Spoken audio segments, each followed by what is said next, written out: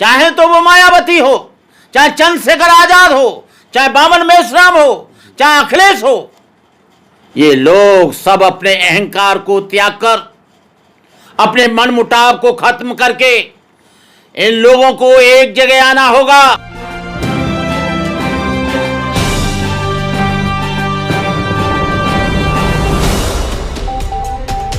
देखिए, आज बहुजन समाज का नेतृत्व बिखर गया है। मान्यवर काशीराम ने जिस नेतृत्व को बड़ी सूझबूझ के साथ, बड़ी लगन के साथ, बड़े समर्पण के साथ जो तैयार किया था, आज वो नेतृत्व पूरी तरह से टुकड़े टुकड़े टुकड़े टुकड़े हो गया है।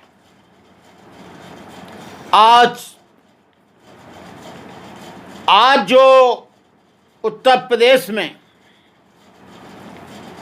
जो दुर्गति नेतृत्व की हुई है, बहुजन समाज की जो दुर्गति हुई है, उसका जिम्मेदार कोई और नहीं है। ना मैं सवर्ण को मानता, ना मैं ब्राह्मण को मानता, ना मैं ठाकुर को मानता, न किसी और जाति को मानता। उस नेतृत्व को बिखेरने वाले यही बहुजन समाज के लोग हैं। चाहे तो मायावती हो, चाहे चंद्रशेखर आजाद हो, चाहे बामन मेश्राम हो, चाहे जोगेंद्र कवाड़े हो, चाहे गवई गुट हो, चाहे उत्तर प्रदेश में कोई और पार्टी हो, चाहे वो अखिलेश यादव हो, ये सब लोगों को अलग अलग टुकड़े टुकड़ों में बंटकर इनका वोट विभाजित हुआ और 15% वाला कुर्सी पर पहुंच गया, मुख्यमंत्री बन गया, राज्य में चला गया, और ये 85% के लोग आपस में लड़ झगड़ कर ये लोग बिखर गए। मैं इन लोगों से कहना चाहता हूं, चाहे तो वो मायावती हो, चाहे चंद्रशेखर आजाद हो, चाहे बामन मेश्राम हो, चाहे अखिलेश हो, ये लोग सब अपने अहंकार को त्याग कर, अपने मनमुटाव को खत्म करके इन लोगों को एक जगह आना होगा। इनका तो कुछ नहीं बिगड़ेगा। नेताओं का इनके पास तो अपार संपत्ति है, अपार धन है, इन पर सुरक्षा के साधन है, बड़ी बड़ी कोठियां हैं, लेकिन सबसे ज्यादा नुकसान उस बहुजन समाज का होगा जो झोंपड़ी में रहता है, जो खेड़े पाड़े में रहता है, गांव में रहता है, कूचे गली में रहता है। वो लोग अपनी जवान बेटी को लेकर जो एक झोंपड़ी में रहता है, सबसे ज़्यादा परेशानी उसको होगी जो छाती पीटकर बहुजन समाज को वोट देता है, चाहे वो अखिलेश को देता हो, चाहे मायावती को देता हो। सबसे बड़ा हिम्मत उसकी है, वो आज भी पिटाई खा रहा है, अपमान झेल रहा है, झूठे मुकदमे झेल रहा है, और वो फिर भी वोट जो है इनको दे रहा है। लेकिन मैं मायावती से, बहन मायावती वरिष्ठ हैं, उम्र में भी वरिष्ठ हैं, और वो मैं देख रहा हूं कि जितने भी संगठन हैं उन सब में आज वरिष्ठ हैं। उनकी उम्र 65 वर्ष हो गई है। उनको चाहिए कि अपने अहंकार को छोड़कर तमाम जो सामाजिक संस्थाएं बहुजन समाज में काम कर रही हैं, उन तमाम लोगों को एक बार बुलाकर उनसे बात करें। केवल बात करना है। उनको धन नहीं चाहिए, उनको दौलत नहीं चाहिए, उनको मकान नहीं चाहिए, उनको दुकान नहीं चाहिए, उनको गाड़ी नहीं चाहिए, उनको एसी नहीं चाहिए।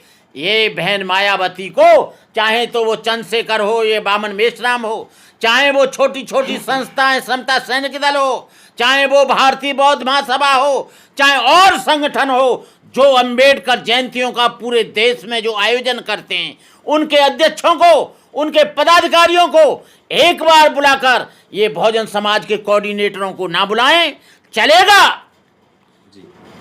ये प्रभारियों को ना बुलाएं, चलेगा।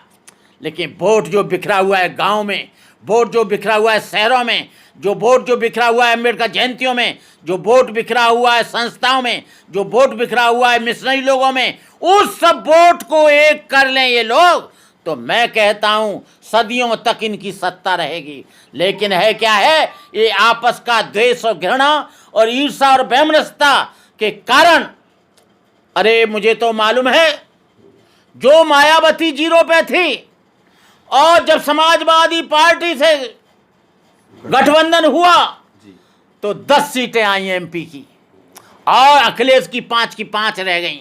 वो अपने घर की सीट भी हार गया, अपने भाई की सीट भी हार गया, अपने पत्नी की सीट भी हार गया। ये 10 सीटें कहाँ से आई? 10 सीटें वहाँ से आई जो गठबंधन हुआ था, ये ऐसे नहीं आ गई। यदि गठबंधन, बिना गठबंधन के आपने उत्तर प्रदेश में विधानसभा का चुनाव लड़ा तो केवल आपकी 1 सीट आई, और 1 सीट भी वो आई जिसने अपने बल पर वो सीट जीती, वहाँ का आदमी था। लेकिन आज 12% वोट घट गया उत्तर प्रदेश में, और 13% वोट घट गया दिल्ली में। जो 14% था वो 1% रह गया, जो 23% था वो 11% रह गया।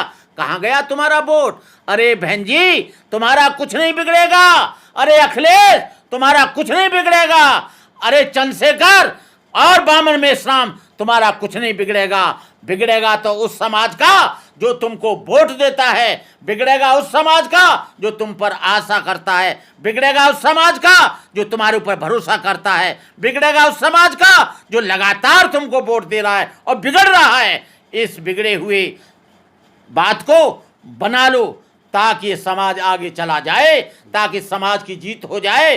सत्ता आती है तो व्यवस्था बदलती है, इस बात को हम जानते हैं। काशी राम जी ने सत्ता परिवर्तन किया तो आपको बताएं, व्यवस्था बदली, बड़े बड़े बुद्ध विहार बने, अंबेडकर की मूर्तियां लगी, बुद्ध की मूर्तियां लगी, कबीर की मूर्तियां लगी, साहू जी महाराज की मूर्तियां लगी, ज्योतिराव फुले की मूर्तियां लगी, रामास्वामी नायकर की मूर्तियां लगी। और इतना ही नहीं है, तमाम जिलों को बदला गया।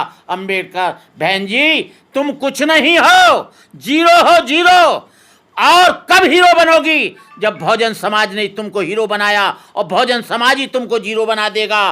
क्योंकि बहुजन समाज की वजह से आज आपके पास अपार संपत्ति है, बहुजन समाज की वजह से आज आपके पास महल है, बहुजन समाज की वजह से बड़ी बड़ी गाड़ियां हैं, बहुजन समाज की वजह से। मैंने तो आपका जीवन देखा है। आज से 40 साल पहले आप कुछ भी नहीं थी, लेकिन बहुजन समाज ने आपको आसमान पर चढ़ा दिया। आप बहुजन समाज के लोगों से मिलो, बहुजन समाज के लोगों से बात करो। बहुजन समाज में केवल तुम्हारा भाई और भतीजा ही नहीं है, बहुजन समाज में पूरे देश के वो दुखी और पीड़ित लोग हैं, जो शोषित लोग हैं, जो भूखे नंगे लोग हैं, जो झोंपड़ियों में रहते हैं, जो मेहनत कश लोग हैं, जो किसान मजदूर हैं, वो भी तुम्हारे भाई हैं। और इन्हीं के वोटों से तुमको ये राज सत्ता मिली है, इन्हीं के वोटों से तुम्हें महल मिला है। तुम्हारे भाई के या भतीजे की वजह से तुम्हें कुछ नहीं मिला है। वो भले ही तुम्हारी वजह से करोड़पति और अरबपति हो गए, हमें खुशी है, वो अरबपति हो खरबपति हो। लेकिन आपको बता दें, यदि बहुजन समाज तुमसे रूठ गया, यदि बहुजन समाज का वोट नहीं मिला, तो आप जमींदोज हो जाएंगी। समाज तो होगा ही, जहन्नुम में जाएगा ही। समाज की तो बदहालत होगी, लेकिन उससे ज्यादा बदहालत तुम्हारी हो जाएगी। यदि हिंदू राष्ट्र बना तो तुम्हारी संपत्ति को कुड़क कर लिया जाएगा।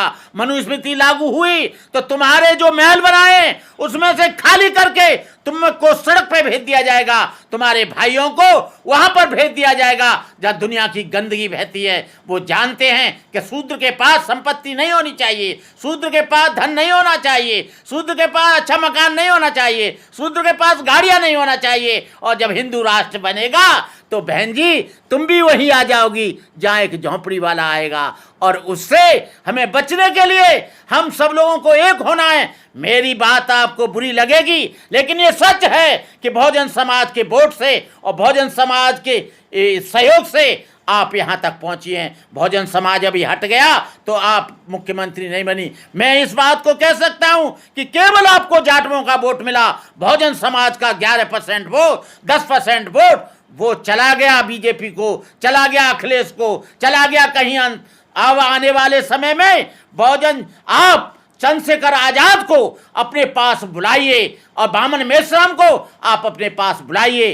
जो कोई लोग हैं, जितनी भी संस्थाएं काम कर रही हैं, एक बार राष्ट्रीय स्तर पर आप उनकी मीटिंग कर लीजिए। मुझे खुशी होगी, मुझे आनंद होगा कि बहन जी ने मीटिंग बुलाई और सब लोगों को एक करने की कोशिश करी। यदि आप ऐसा नहीं कर सकेंगी तो भूल जाइए, आप भूल जाइए सत्ता को, भूल जाइए व्यवस्था को, भूल जाइए घर को, भूल जाइए मुख्यमंत्री बनना, भूल जाइए प्रधानमंत्री बनना। एक बार बैकवर्ड, शेड्यूल कास्ट, माइनॉरिटी तमाम लोगों को जो काशी राम जी का फॉर्मूला है कि ब्राह्मण बनिया ठाकुर छोड़ बाकी हैं सब DS4, आपको उस काशी राम के फॉर्मूला पर चलना पड़ेगा।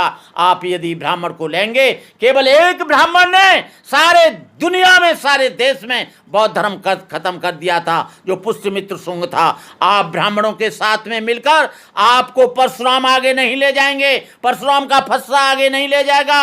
ये दलित का वोट और बहुजन समाज का वोट आपको आगे ले जाएगा।